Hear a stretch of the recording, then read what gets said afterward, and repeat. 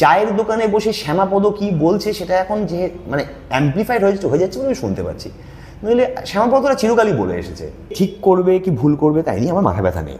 তাকে আমি শেখানোর জন্য আমার এই ক্ষুদ্র জীবনটা নষ্ট করবো না। এই সোশ্যাল মিডিয়া ব্যাপারটা নতুন বা অনেকের কাছে নতুন বলে তারা এখনও এটা ঠিক করে উঠতে পারেনি যে এখানেও একটা নর্মের দরকার আছে। এটাও একটা মানে মানে ভার্চুয়াল কিন্তু সোসাইটি, সেইটা লঙ্ঘন করে দেয় অনেকে। আমার মনে হয় জেনেও করে না জেনেও করে, আর প্রত্যেকের মাথাতে নিজস্ব মলমূত্র থাকে, এবার সেটা যে কোথায় কোথায় বার করবে সেটা সবসময় বুঝতে পারে না। তো মনে হয় এটা খুব একটা সেফ প্লেস। তাও আমি মাঝে মাঝে কমেন্ট করি, তার কারণ কি বলতো? তার কারণ হচ্ছে আমি মনে করি যে মানুষটা আসলে ছদ্মবেশে ফেসবুকে নেই, মানে কোনো আইটি সেল টেল টাইপের নয়, এমনি একটা নর্মাল লোক, তার একটা নর্মাল জীবন আছে, কিন্তু লিখতে গেলেই যে গালাগাল দিয়ে দেয়। আমি তাকে কমেন্ট করি যে তার উপরে একটা একটা একটা স্পটলাইট ফেলার জন্য আমি কমেন্ট করে তার উপরে একটা স্পটলাইট ফেলি, যাতে তাকে তার আশেপাশের মানুষজন আরও গভীরভাবে চিনতে পারে এবং সেও খানিকটা বুঝতে পারে যে এইসব করার আগে 7-5 ভাবা দরকার। সোশ্যাল মিডিয়াতে যখন আমি কোনো লোককে রিপ্লাই দিচ্ছি, আসলে কিন্তু ওই লোকটাকে দিচ্ছি না, আমি আবার একটা পাবলিক স্টেটমেন্ট করছি, আমি সেটা জানি। বাংলা বললেই বাংলাদেশি তকমা দিয়ে দেওয়ার ব্যাপারটা একটা খুবই অতি সরলীকৃত ব্যাপার বলে মনে হচ্ছে। এটা একটা গভীর চিন্তার বিষয় যে সত্যি শুধু ভাষা শুনে বুঝে ওঠা সম্ভব নয় যে কে বাংলাদেশি। সমস্ত ব্যস্ততা উপেক্ষা করে যিনি আজকে আমাদের সঙ্গে আড্ডায় রয়েছেন, তিনি আপনাদের সকলের পরিচিত এবং সকলের ভীষণ পছন্দের ঋত্বিক চক্রবর্তী। ঋত্বিকদা, welcome to Times Now. Thank you. আমি অন্তর্না। তোমাকে গত বছর আমরা আইনজীবীর ভূমিকায় দেখতে পেয়েছিলাম, ঠিক আছে? এইবারে নতুন কি চমক থাকছে সিজন 2-তে? আসলে একটা সিরিজ যখন ফার্স্ট সিজন থেকে সেকেন্ড সিজনে যাচ্ছে তখন সে অনেকগুলো চমক নিয়ে আসছে, এটা আশা করা যায়। তবে আমি অ্যাডভোকেট ছিলাম, আমি অ্যাডভোকেটই আছি, সেটাতে চমক নেই। এবং আগের বার যখন সিজন 1-এ অচিন্ত একদম ভীষণ একটা মানে আত্মবিশ্বাসহীন একটা মানুষ, কিন্তু সিজনের শেষে গিয়ে খানিকটা আত্মবিশ্বাস অচিন্ত ফিরে পেয়েছে। তো অচিন্ত এখান থেকে শুরু করছে, কিন্তু অচিন্ত এখনও বড় উকিল হয়নি। আজও অচিন্তকে হয়তো ওই গরু মুরগির কেস করতে হয় না, কিন্তু বড় ও উকিল হয়ে ওঠেনি, ওর কাছে প্রচুর কেস আছে বা ইয়ে। তো অচিন্ত আবার এই সিজনেও ন্যায়ের পাশেই দাঁড়াবে। টাকা পয়সার মানে মানি এবং মাসেল পাওয়ারকে উপেক্ষা করে ও ন্যায়ের পাশে দাঁড়াবে।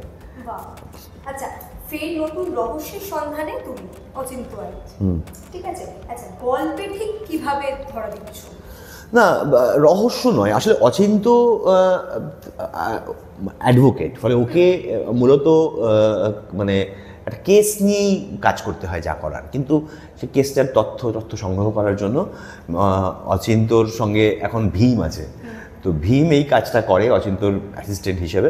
তো ভীমের সাথে তো আমার প্রথম সিজনে আলাপ, পকেট মারতে গিয়ে অচিন্তর সঙ্গে ওর আলাপ হয়।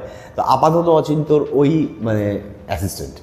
তো এই তথ্যাদি জোগাড় করার কাজগুলো মূলত ভীম করে, আর অচিন্ত কনসেন্ট্রেট করে কী করে সেটাকে মানে কোর্ট রুমে সেটাকেও এগিয়ে নিয়ে যাবে আইনের পথ ধরে, সেটা আছে। আর তাছাড়া অচিন্ত শুধুই তো আইনজীবী নয়, ওর একটা পাড়ার একটা জীবন, বাড়ি, ও আর ওর বাবার একটা ইকুয়েশন, এবং ওর রেগুলার পাড়ার কালী মন্দিরে শ্যামা সঙ্গীত গাওয়া, এই সবটা যোগ করে। আর ছেলেটা এমনিতে খুব ভালো, একটা মায়াময় ছেলে, মানে খুবই তার মধ্যে একটা সত্যি একটা মায়া শব্দটাই আমার মনে হয় একদম অ্যাপ্রোপ্রিয়েট একটা আছে অচিন্তর মধ্যে। মানে ও এই যে বাবার জন্য রান্না করে, এই যে এটা কারো দরকার হলে এনে দিচ্ছে, মানে জাস্ট ভালো চেয়েই নিজের বাড়ির গ্যাস পাশের বাড়িকে দিয়ে আসছে, এই যে ব্যাপারটা, হ্যাঁ।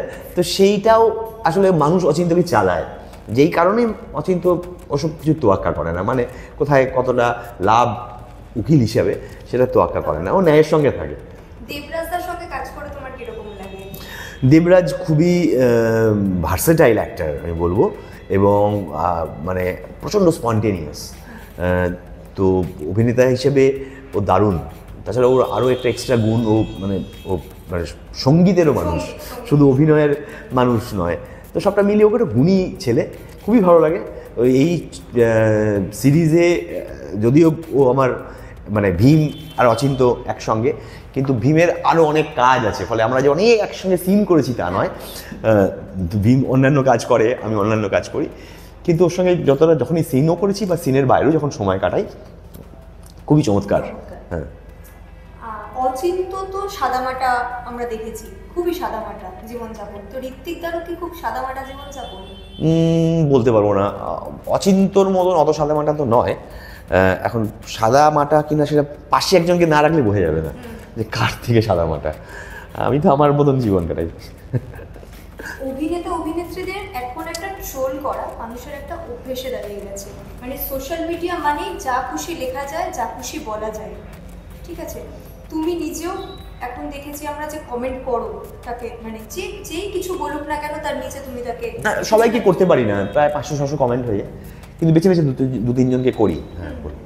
তো তোমার কি মনে হয় যে মানে তার এটা যারা লিখছে বা করছে তারা ঠিক করছে জিনিসটা? মানে এই যে ট্রোল করা ব্যাপারটা, কিছু হলেই একটা ট্রোল করে। সে ঠিক করবে কি ভুল করবে তাই নিয়ে আমার মাথা ব্যথা নেই। তাকে আমি শেখানোর জন্য আমার এই ক্ষুদ্র জীবনটা নষ্টও করবো না।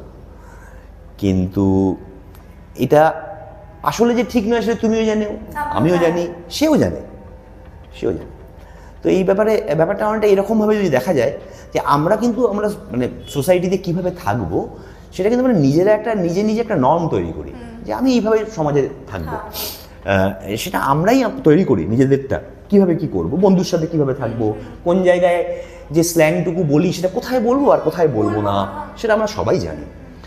আমার নিজের মনে হয় যে এই সোশ্যাল মিডিয়া ব্যাপারটা নতুন বা অনেকের কাছে নতুন বলে তারা এখনও এটা ঠিক করে উঠতে পারেনি যে এখানেও একটা নর্মের দরকার আছে। এটাও একটা মানে ভার্চুয়াল কিন্তু সোসাইটি।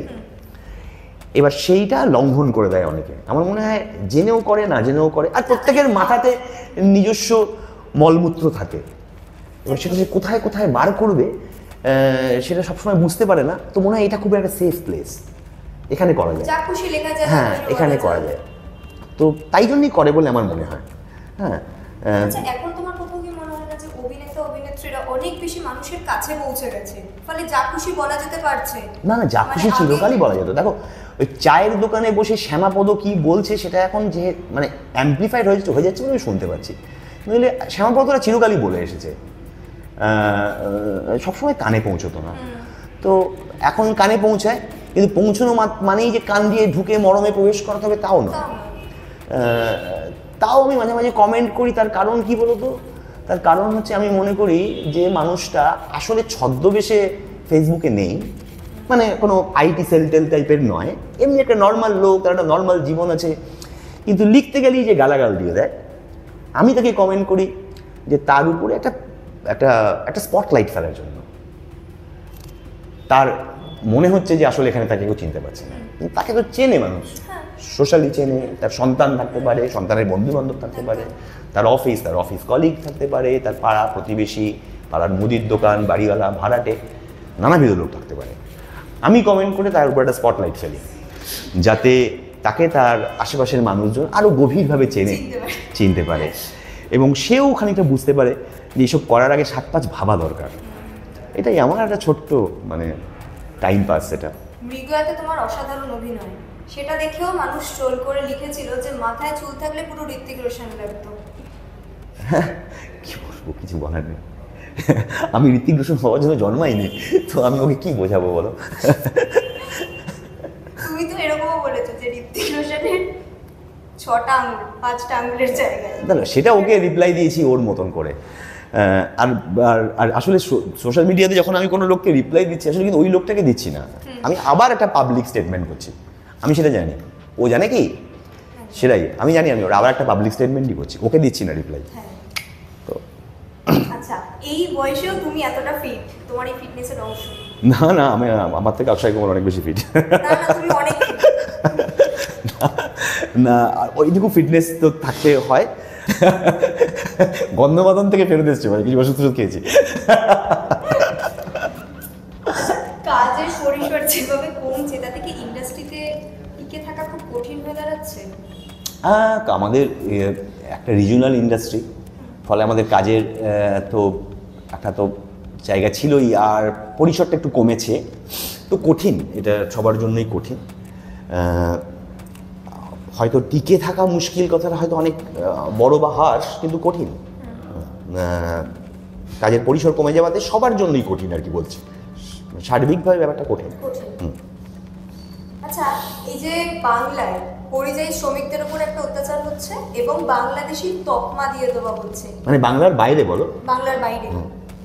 বাংলা বললে বাংলাদেশি তকমা, বাংলাদেশি, বাংলা বললেই বাংলাদেশি তকমা দিয়ে দেওয়ার ব্যাপারটা তো একটা খুবই অতি সরলীকৃত ব্যাপার বলে মনে হচ্ছে। বাংলাদেশি অনুপ্রবেশকারী আমাদের দেশে আছে, সে ব্যাপারে সিরিয়াসলি ভাবা উচিত। কিন্তু তার মানে এই নয় যে বাংলা শুনেই বুঝতে পারা যাবে, তার জন্য আলাদা ডকুমেন্টসের ব্যাপার আছে, এটা বুঝতে হবে। শুধু বাংলা দিয়ে বোঝাটা একটা অতি সরলীকৃত আমার মনে হয়। এটা তো গত কয়েক মাসে আরো অনেক বেশি বেড়েছে। হ্যাঁ, বেড়েছে।